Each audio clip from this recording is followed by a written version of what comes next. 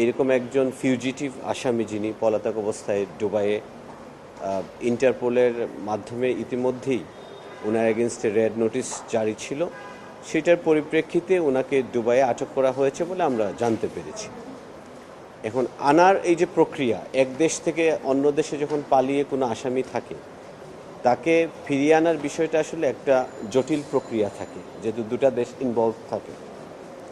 বেনজির আহমেদের ক্ষেত্রে আমরা এক্স্যাক্টলি জানি না উনি যখন অন্য অন্য দেশের নাগরিকত্ব নিয়েছেন, আপনারা যেটা বললেন, বাংলাদেশের নাগরিকত্বটা এখনও ওনার বহাল আছে কিনা নাকি উনি ত্যাগ করেছেন।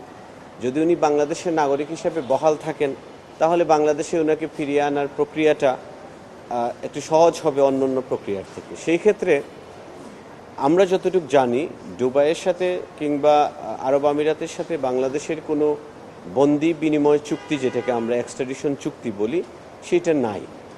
কিন্তু সেই চুক্তি না থাকলেও সভ্য বিশ্বে যারা আইনের শাসনে বিশ্বাস করে, এক দেশের কোনো পলাতক আসামি যখন অন্য দেশে পালিয়ে থাকেন তখন সংশ্লিষ্ট দেশ যখন তাকে ফিরিয়ে দেওয়ার জন্য অনুরোধ করে, তাকে ট্রায়াল ফেস করার জন্য, তখন ওই দেশ এটাকে বিবেচনা করে। তো আমরাও আশা করছি এই প্রক্রিয়াটা যখন আমাদের পররাষ্ট্র মন্ত্রণালয়ের মাধ্যমে সংযুক্ত আরব আমিরাতের সরকারের কাছে এই আহ্বানটা অফিসিয়ালি জানানো হবে, তারা সেটাকে বিবেচনা করবে, তাদের কিছু প্রক্রিয়া থাকবে, সেই প্রক্রিয়া সম্পন্ন করে ফেরত দেবে।